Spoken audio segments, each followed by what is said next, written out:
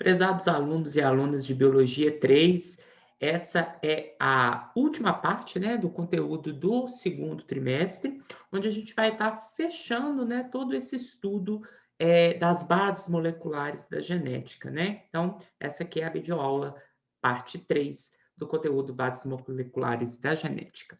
Bom, pessoal, nessa videoaula a gente vai concluir como que é o processo para que o DNA controle as características de um ser vivo. Na aula da quinzena retrasada, né, que a gente acabou de ver, a gente viu que o DNA funciona como material genético, atendendo duas grandes funções. A primeira é ser a molécula transmitida de uma geração para outra. E o processo molecular que permite isso ao DNA é a replicação semiconservativa.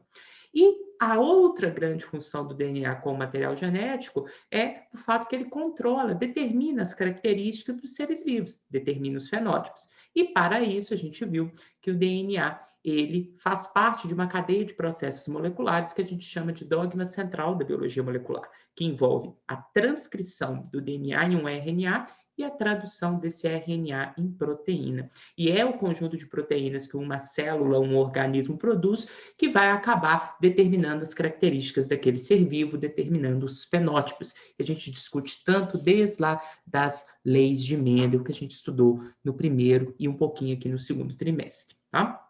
Então, só para a gente retomar, observem que a RNA polimerase é a enzima principal responsável pela transcrição. Então, a partir de um gene, ela vai transcrever um RNA e os ribossomos, junto com RNAs transportadores, vão fazer a leitura do RNA mensageiro e, a partir das informações que estão nesse RNA mensageiro, os ribossomos vão construindo um polipeptídeo, que nada mais é do que uma proteína, tá? E nesse processo de tradução, pessoal, a gente tem a participação, como eu disse, do RNA mensageiro, do RNA transportador e dos ribossomos, que são complexos moleculares responsáveis pelo processo de tradução. As proteínas produzidas em conjunto determinam as características de um ser vivo. Lembre-se que todos os processos moleculares que ocorrem dentro da célula dos seres vivos vão acontecer no sentido 5' para 3', o nosso famoso sentido da vida. Então, a replicação aconteceu de 5' para 3', a transcrição aconteceu de 5' para 3' e a tradução também irá ocorrer de 5' para 3', tá? Bom, os ribossomos, como vocês já sabem lá desde o primeiro ano, são organelas responsáveis pela síntese de proteína, que agora a gente está dando o nome de tradução. Os ribossomos, pessoal, eles são organelas bem pequenas, são as menores organelas que existem na célula, são amembranosos, isso quer dizer que não tem membrana em volta, e são formados por duas subunidades. Uma das subunidades é a maior, que é essa que eu estou circulando agora, e a outra é a subunidade menor. Toda vez que um ribossomo está em tradução, isto é, ele está lendo um RNA mensageiro e o traduzindo em proteína, ele está completo, com a subunidade maior e menor unidas, fazendo a leitura de um RNA mensageiro, conforme está nessa figura. Quando o ribossomo, porém, não está fazendo tradução, ele não está ligado a um RNA mensageiro, as duas subunidades maior e menor ficam separadas, até o momento que elas reconhecem o RNA mensageiro, se ligam e, obviamente, iniciam o processo de tradução, tá? Do ponto de vista de organização, todo ribossomo tem 3 sítios: o sítio A, o sítio P e o sítio E. O sítio A, gente, e observem, cada um dos sítios tem o tamanho específico de 3 nucleotídeos do RNA mensageiro que está sendo lido. Lembrem-se que a unidade do código genético é o códon, e faz todo sentido, portanto, cada sítio do ribossomo pegar, né, 3 nucleotídeos, porque cada sítio do ribossomo aqui está pegando um códon. E qual que é a diferença, Rafael, do sítio A, do sítio P e do sítio E? Bom, o sítio A faz sempre a leitura do próximo códon que está sendo traduzido. Então, de acordo com o códon que está posicionado no sítio A do ribossomo, a gente sabe qual que é o RNA transportador que estará trazendo o aminoácido correto. Na aula passada, a gente viu a tabela de código genético, e vocês sabem que cada um dos códons, ele tem a tradução de um aminoácido específico, ou, às vezes, ele carrega informação para um stop códon. Mas no sítio A do ribossomo, sempre temos uma trinca de nucleotídeos, um códon que está sendo lido, o novo códon que está sendo lido. No sítio P, nós também temos um códon posicionado. Esse foi o último códon lido, que já teve o seu RNA transportador reconhecido e o aminoácido ligado. Vejam que no sítio P, portanto, a gente vai ter um RNA transportador posicionado com toda uma cadeia de polipeptídeos, que já foram traduzidos de todos os demais códons que foram lidos. E no sítio E, a gente sempre vai ter um RNA transportador vazio que está sendo liberado, porque o aminoácido que ele trouxe já foi incorporado no polipeptídeo em tradução. Então, basicamente, os ribossomos têm 3 sítios. O sítio A, que é o que está lendo o novo códon e vai receber um novo RNA transportador com um novo aminoácido correspondente ao códon que está lá posicionado no sítio A. No sítio P, nós temos o último RNA transportador que foi adicionado com toda a cadeia polipeptídica, com todos os aminoácidos que já foram traduzidos, ok? E no sítio E, a gente sempre tem um RNA transportador vazio que deixou o seu aminoácido na cadeia polipeptídica em crescimento, em tradução, e que está sendo liberado desse ribossomo. Observe nessa figura que, como eu já havia dito e preciso reforçar, a tradução, ela se dá no sentido 5' em direção ao 3' do RNA mensageiro. Então, todo o RNA mensageiro ele vai começar a ser lido pelo ribossomo na ponta 5' e vai terminar de ser traduzido na sua ponta 3'. O sentido da vida também é respeitado durante o processo de tradução, ok? Então, pessoal, vamos agora, sabendo o funcionamento e da organização do ribossomo, ver o processo de tradução em andamento. Então, nós temos aqui, pessoal, uma subunidade menor de um ribossomo, que já está ligada ao RNA transportador que carrega o aminoácido metionina. Se vocês forem na tabela de código genético, vocês vão ver que a metionina é um dos poucos aminoácidos que só tem um códon que o traduz. Na verdade, toda a proteína começa com o aminoácido metionina. Por isso que muitos autores chamam o códon da metionina, que é o A, o G, de start códon. Isso quer dizer códon de iniciação. Então, essa subunidade menor de um ribossomo, ligada a um RNA transportador que carrega metionina, ela vai fazer a leitura do RNA mensageiro, obviamente começando pela ponta 5' dele, porque é lá que vai estar o início das informações para traduzir proteína, né, pessoal? Então, é por isso que esse RNA mensageiro vai começar a ser traduzido na ponta 5' dele. Então, essa subunidade menor, ela vai ficar rastreando a região 5', o início do RNA mensageiro, na busca do start códon, na busca do códon AUG. Como que essa busca é feita? Bom, não se esqueçam que o RNA transportador, ele é um RNA. Ele é um polímero de nucleotídeos. E um segmento desse polímero de nucleotídeos, uma sequência que está dentro do RNA transportador, se chama anticódon. Olha o nome, gente. Anticódon. Anti quer dizer complementar ao códon. Então, todo o RNA transportador tem uma trinca de nucleotídeos que é chamada anticódon. E é a complementariedade de nucleotídeos, de bases, que vocês já estão super acostumados, que vai fazer com que o RNA transportador reconheça o códon correto e esteja trazendo o aminoácido correto. Então, a leitura do código genético, que a gente viu a tabela na aula passada, é feita aqui na tradução, no momento que o RNA transportador está trazendo o aminoácido correto e ocorre um reconhecimento, né, entre os nucleotídeos do anticódon, que são 3, e os nucleotídeos do códon, que também são 3. Quando essa complementariedade é perfeita, o anticódon está no RNA transportador que carrega o aminoácido correto para aquele códon. Então, como a gente está vendo aqui, a subunidade menor do ribossomo aqui, né, como vocês estão vendo, já está com o RNA transportador da metionina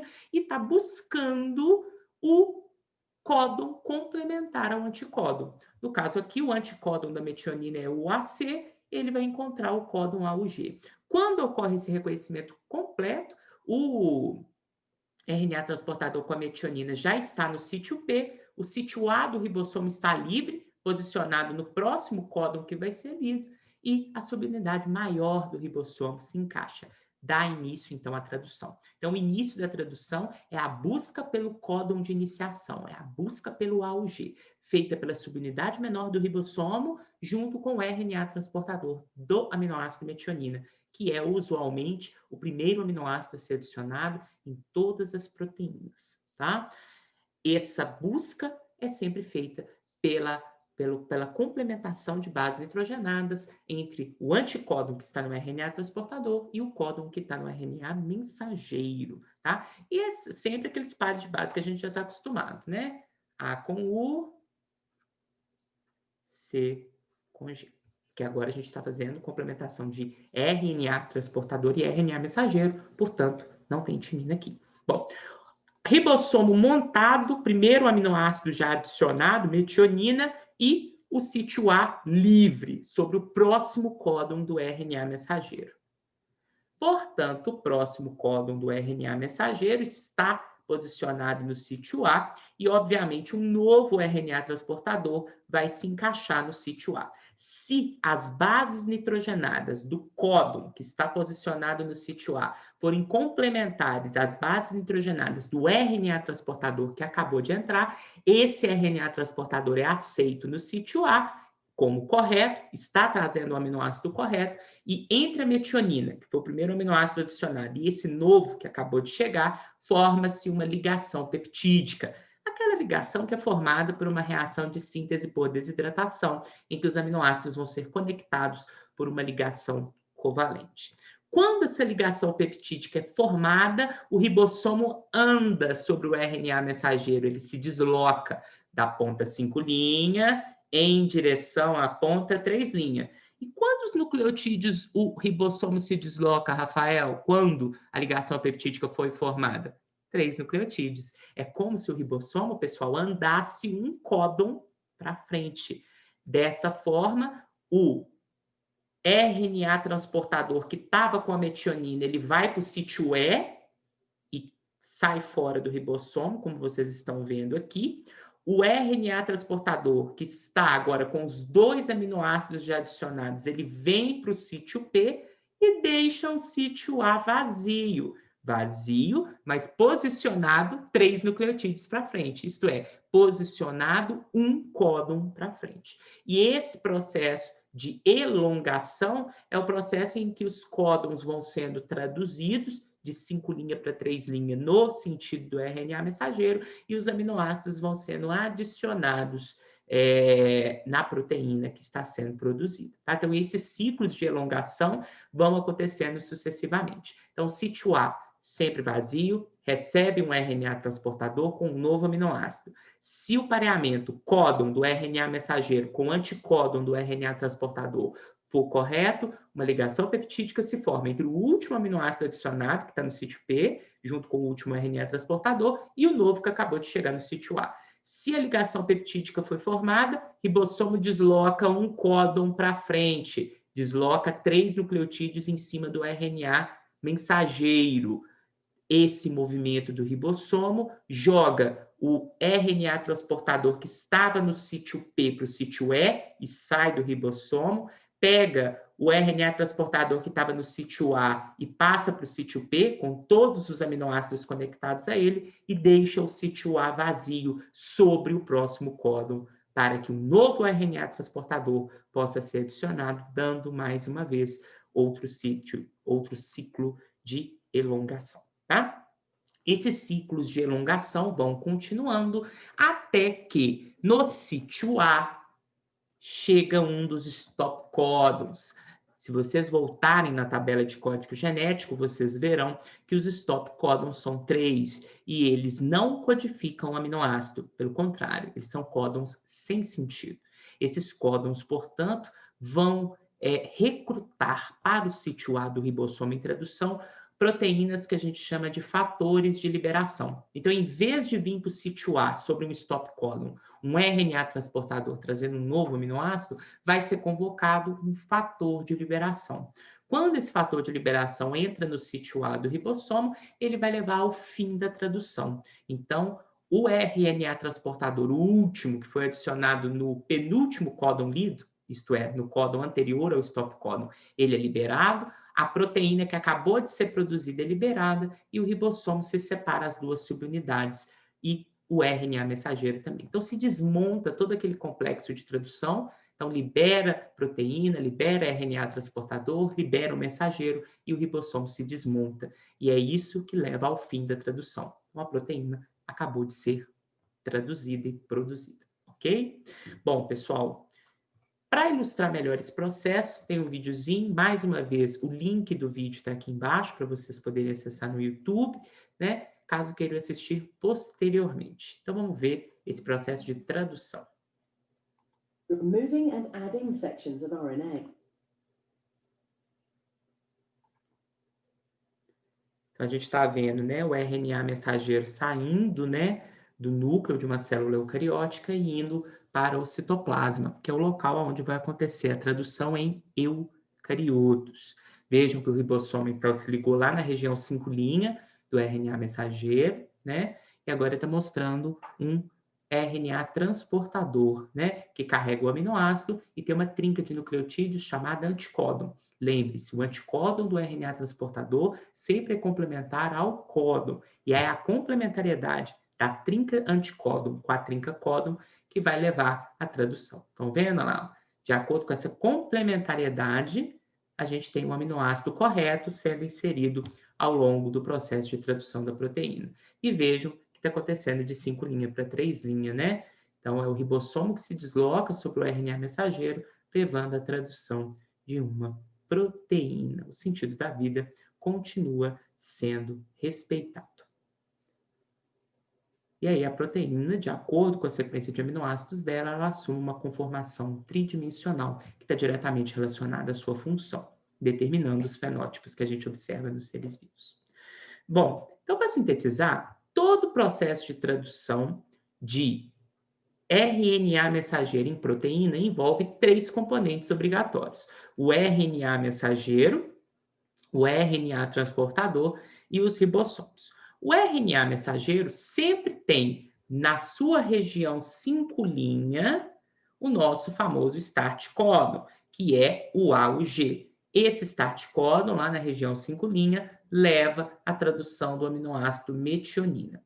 Depois desse start codon, a gente tem uma série de trincas de nucleotídeos no RNA mensageiro que tem todos os vários códons que vão determinar todos os aminoácidos que compõem uma proteína.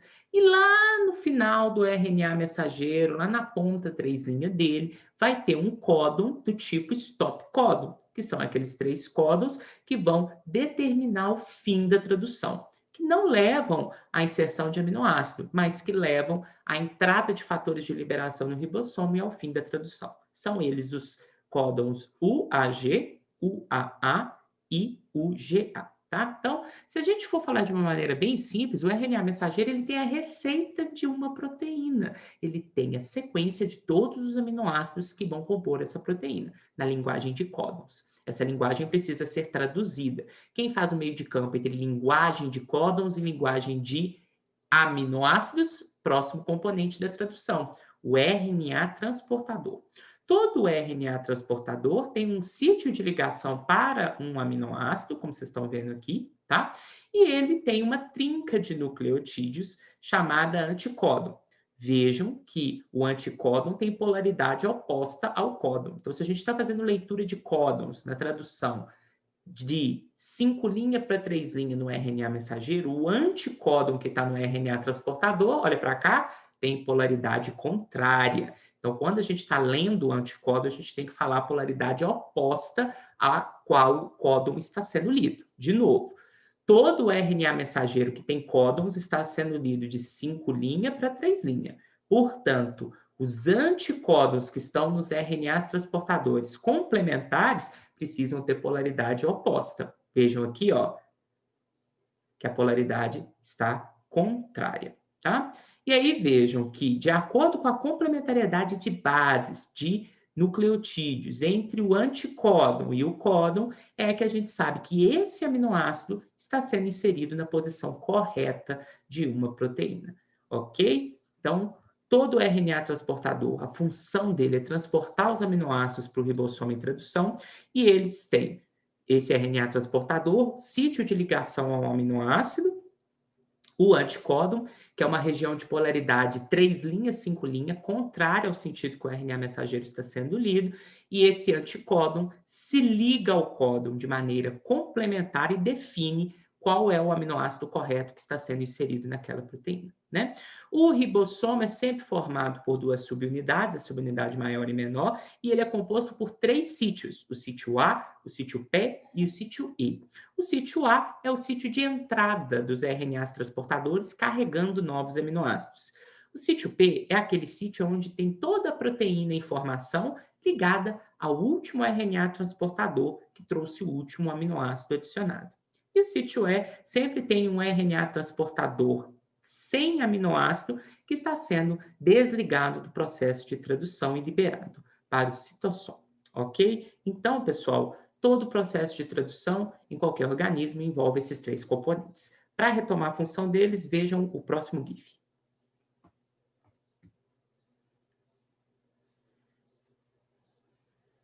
Então, vejam, o RNA ribossômico ele é um dos principais constituintes dos ribossomos, organelas responsáveis pela tradução. O RNA mensageiro é aquele que tem os códons, que definem quais aminoácidos são necessários para formar aquela proteína. E o RNA transportador, ele transporta os aminoácidos para um ribossomo em tradução. E ele faz a tradução do código genético através da complementariedade de nucleotídeos, bases nitrogenadas, entre os códons que estão no RNA mensageiro e o anticódon que está no RNA transportador, que define qual aminoácido está sendo inserido naquela posição. Tá? Com isso, pessoal, a gente termina, então, de explicar toda essa parte de função do material genético. O último conteúdo que a gente precisa estudar para terminar essa parte da genética são as mutações. Então, agora a gente precisa definir o que é uma mutação. Mutação, pessoal, é qualquer modificação que ocorra no material genético, qualquer modificação que ocorra no DNA, tá? Então, qualquer modificação que ocorra no DNA, ela é definida como uma mutação, tá? Então, mutação são modificações que ocorrem no DNA.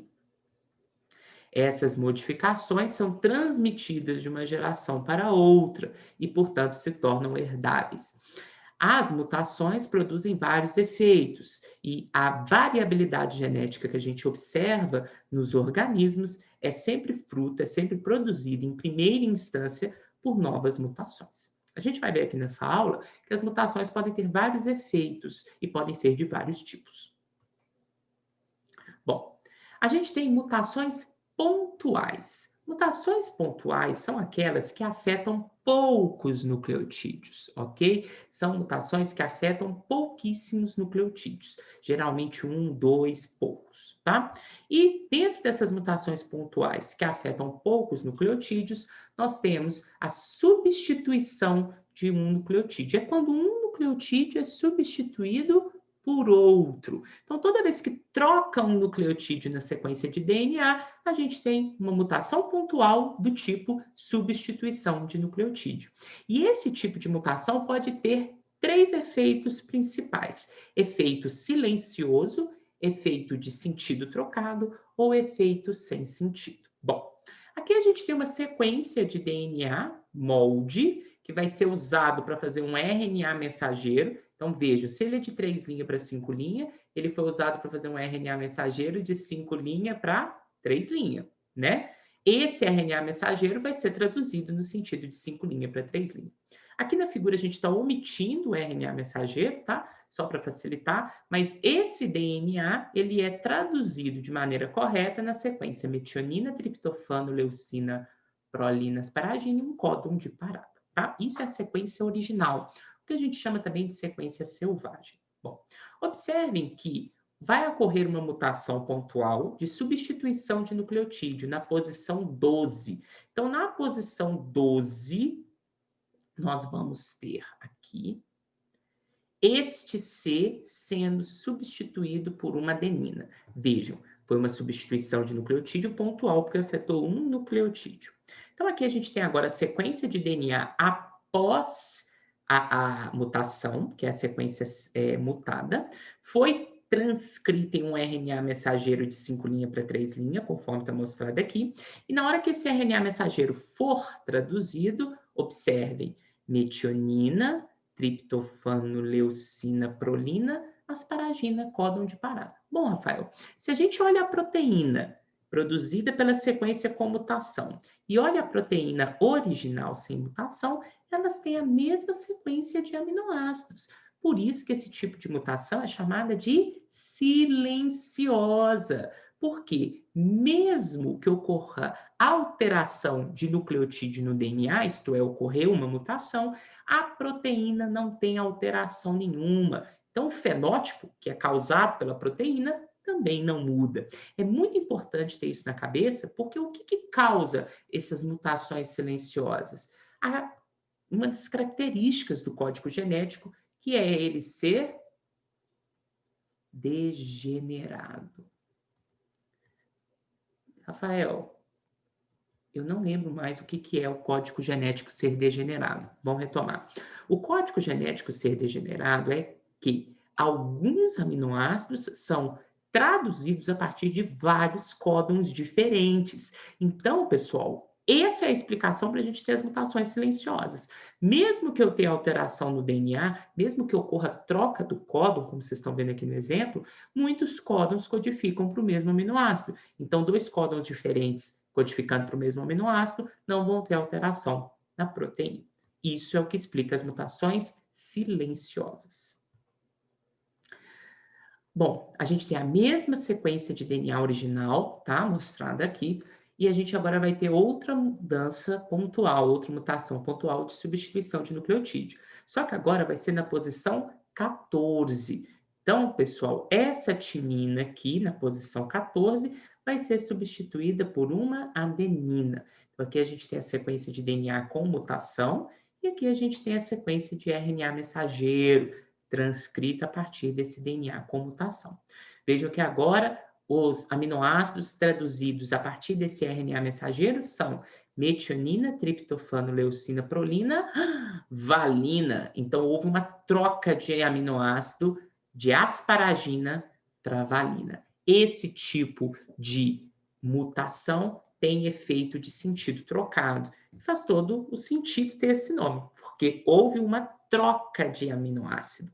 Então, houve uma troca de nucleotídeo no DNA, houve uma troca de códon no RNA mensageiro, que levou a uma troca de aminoácido na proteína. O efeito dessa troca de aminoácido depende. Se a proteína for, se o aminoácido que está sendo inserido for muito diferente do original, a proteína pode ter uma mudança de função e de forma muito grande, e isso gera fenótipos muito diferentes, tá? Mas, de toda forma, toda mutação com efeito de sentido trocado tem troca de nucleotídeo no DNA, troca de códon no RNA mensageiro e troca de aminoácido na proteína. E o efeito fenotípico dessa troca de aminoácido vai depender do tipo de aminoácido que está sendo trocado, tá?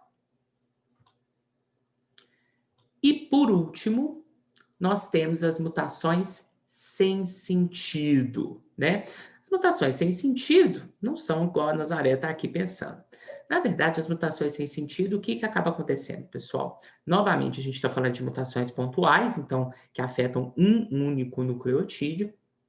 e que tem a ocorrência de substituição, de troca de nucleotídeo. Quando essa substituição tem efeito sem sentido, é o que a gente está vendo nesse slide. A gente vai ter a alteração do quinto nucleotídeo aqui, que é essa citosina, na sequência de DNA, por uma timina, tá? Então, a gente trocou o nucleotídeo no DNA, então agora a gente tem uma sequência de DNA mutada, ela vai ser transcrita nesse RNA mensageiro. E aí, o que vem? O primeiro códon que vai ser traduzido é o A ou G, metionina, vocês já estão carecas de saber.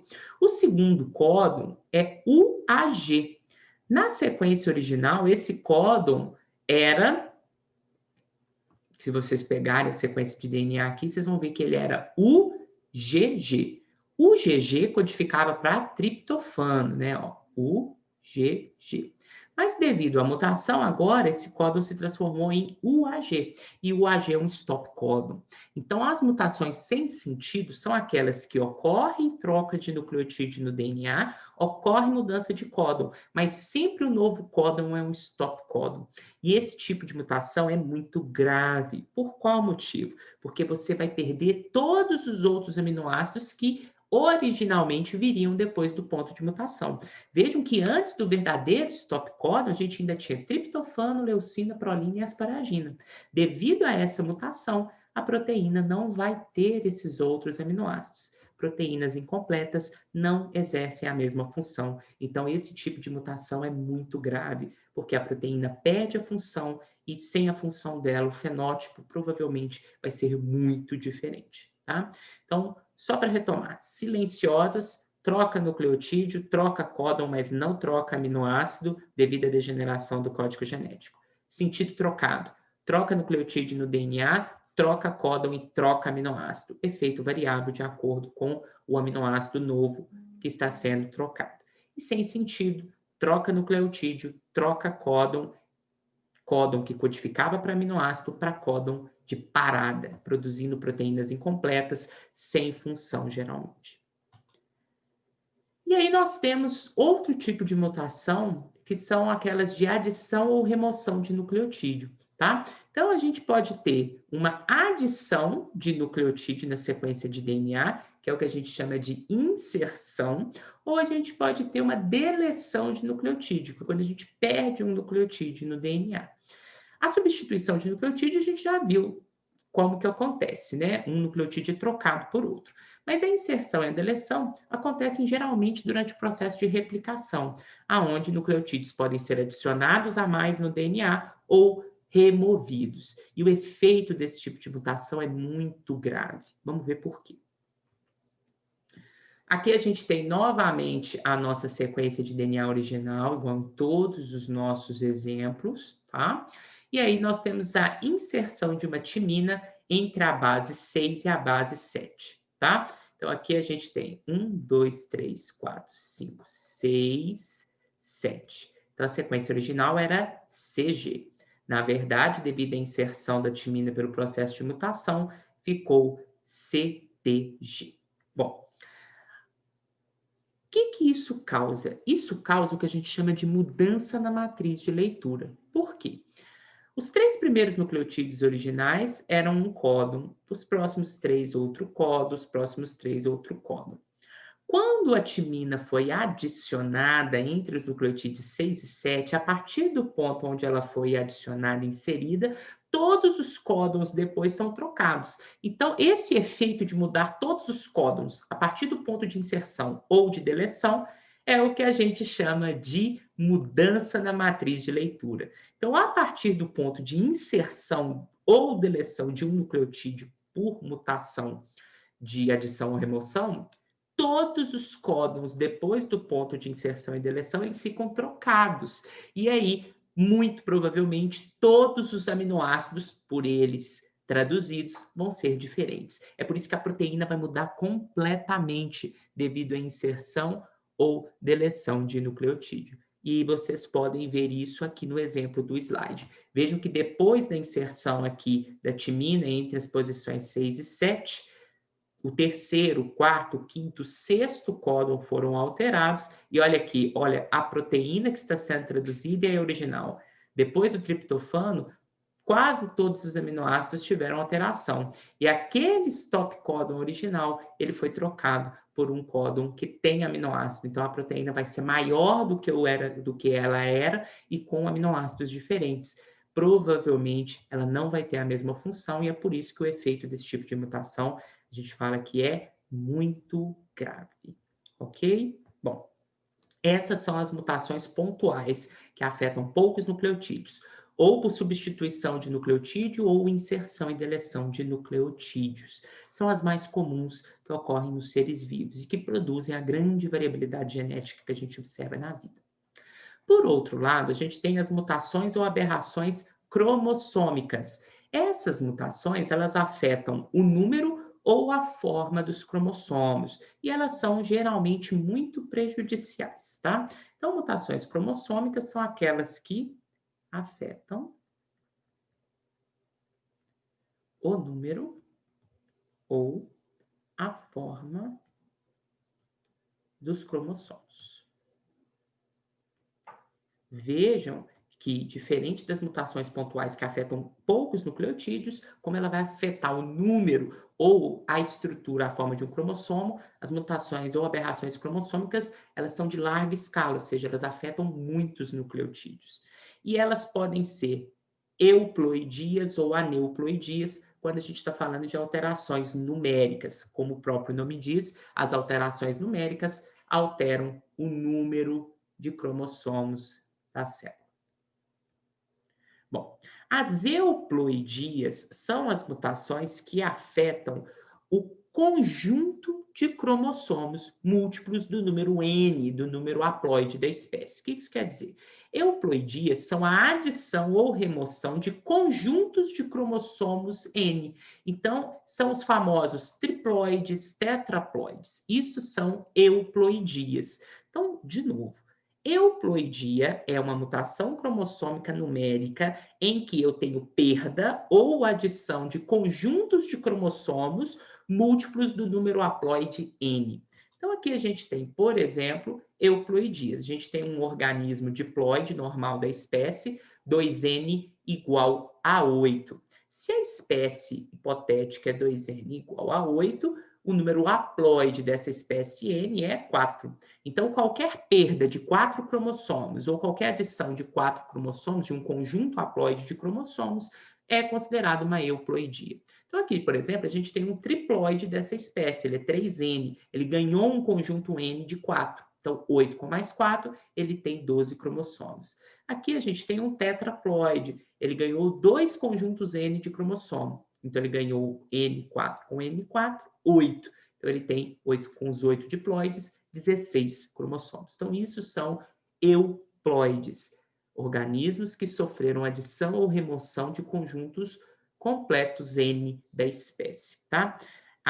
Muitas espécies de plantas utilizadas pelo ser humano são frutos de euploidizações, tá? Então, por exemplo, a gente tem algumas frutas, como a banana, que são organismos triploides, amendoim, por exemplo, é tetraploide, e nós temos até octoploides, como é o caso do morango.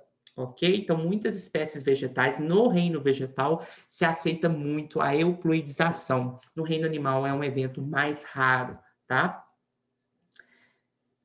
E a gente também tem como alteração numérica as aneuploidias. As aneuploidias são perdas ou acréscimos de um ou mais cromossomos, mas não perda ou acréscimo de conjuntos haploides. Então, quando a gente tem a perda ou adição de um cromossomo ou poucos cromossomos, a gente tem uma alteração numérica do tipo aneuploidia. Muitas aneuploidias são incompatíveis com a vida, mas não todas, tá? Então, aqui, por exemplo, a gente tem o nosso indivíduo, né, com o cariótipo normal daquela espécie hipotética 2N igual a 8, com 4 pares de cromossomos homólogos. Aqui a gente tem um cariótipo mutado de uma monossomia, aonde foi perdido um dos cromossomos do par 3. Então, perdeu-se um cromossomo. Então, ele é monossômico. Vejam, então, que ele não é 2N igual a 8 mais. Ele é 2N menos 1, que perdeu um cromossomo do par 3, ficando com 7 cromossomos. Aqui a gente tem a trissomia, que é causada pela adição de um cromossomo no par 3. Então, vejam que aqui o indivíduo ele é 2N mais 1 igual a 9. E ele teve uma adição no par 3. Então, aqui a gente tem um trissômico, adição de um nucleotídeo a mais em um dos pares dos cromossomos homólogos. E aqui a gente tem um monossômico, que é a perda de um dos nucleotídeos do par de homólogo. Uma das monossomias compatíveis com a vida na espécie humana é a síndrome de Turner, que são mulheres que, ao invés de serem XX, elas são X0. Então, em vez de ter 2 cromossomos X, elas têm apenas um. E uma trissomia que é comum na espécie humana é a trissomia do cromossomo 21, a síndrome de Down, que, ao invés de ter 2 cromossomos do par 21, o indivíduo tem 3. Tá? Então, são as duas aneuploidias mais comuns que a gente observa na espécie humana. Tetrassomias são aquelas aneuploidias onde a gente tem 4 cromossomos em um determinado par. Então, foram adicionados 2 cromossomos em um dos pares que formam o cariótipo do indivíduo tetrassômico, tá? Mas as monossomias e trissomias são aquelas que, em alguns casos, são compatíveis com a vida nos animais. E a gente tem também, além das mutações numéricas que afetam o número de cromossomos, a gente tem as alterações estruturais que afetam a forma dos cromossomos. Então, essas alterações estruturais são também mutações cromossômicas que alteram a estrutura ou a forma de um cromossomo. Basicamente, a gente tem as deleções, as duplicações, as inversões e as translocações. Bom, a deleção é quando a gente tem a perda de um grande pedaço de DNA, como vocês estão vendo aqui. A gente perde um pedaço de um cromossomo que tem, às vezes, centenas ou, às vezes, milhares de nucleotídeos. Então, aqui na figura A, a gente tem a perda desse segmento amarelo, que consiste em uma deleção cromossômica. A duplicação é quando um determinado segmento ele se duplica no cromossomo. É como se, durante o processo de replicação, fosse feita uma segunda cópia dele. Então, vejam que aqui na figura B, o cromossomo tinha apenas um segmento amarelo, após a duplicação ele passa a ter 2, o cromossomo fica maior, com um grande segmento de DNA duplicado. A inversão é quando, devido a processos moleculares que a gente não vai falar aqui no ensino médio, o segmento que era amarelo-verde, ele sai do cromossomo, inverte 180 graus e se insere no mesmo ponto. Veja que agora a sequência ficou verde-amarelo. Então, esse tipo de troca de DNA, inversão 180 graus e reinserção no mesmo ponto é o que a gente chama de alteração estrutural do tipo inversão. E translocação é quando a gente tem troca de segmentos de DNA entre cromossomos não homólogos. Porque se fosse entre cromossomos homólogos, seria crossing over, que a gente viu lá na meiose. Então, aqui a gente tem o cromossomo homólogo rosa e o verde, e por translocação eles trocam segmentos de DNA. Não é crossing over. Por que, Rafael? Porque crossing over é a troca de segmentos de DNA entre cromossomos que são homólogos. A translocação é um processo de mutação, porque é a troca de segmentos de DNA entre cromossomos que não formam par de homólogos, tá? Só para ilustrar melhor essas alterações estruturais aqui, então, antes de falar delas, aqui a gente tem as mutações pontuais, né? Que podem ser de inserção, de deleção ou de troca de nucleotídeo, substituição. Os efeitos, como eu falei, inserção e deleção, troca a matriz de leitura é muito grave, e substituição pode ter o efeito de sentido trocado, sem sentido, ou sentido trocado, sem sentido, ou silenciosa, que é aquela que, devido à degeneração do código genético, não tem troca de aminoácido. E agora sim, a gente tem as mutações cromossômicas de alteração estrutural, né? Então, a gente tem a duplicação, a deleção, a inversão e a translocação, com troca de segmentos de DNA entre cromossomos que não são homólogos. E aí a gente lança a seguinte pergunta: as mutações são sempre prejudiciais? Elas sempre causam prejuízo? Elas são sempre vilãs? É muito comum, quando a gente está assistindo o noticiário, a gente sempre associar a palavra mutação a câncer, a doença, a problemas, a doenças genéticas. E aí fica na cabeça dos alunos essa ideia que as mutações são sempre ruins. E é muito importante a gente tirar isso da nossa cabeça, porque a grande maioria das mutações, elas são extremamente importantes, porque embora a grande maioria das mutações seja deletéria, causam mesmo problemas como câncer e outras doenças, as mutações são essenciais para a produção da variabilidade genética.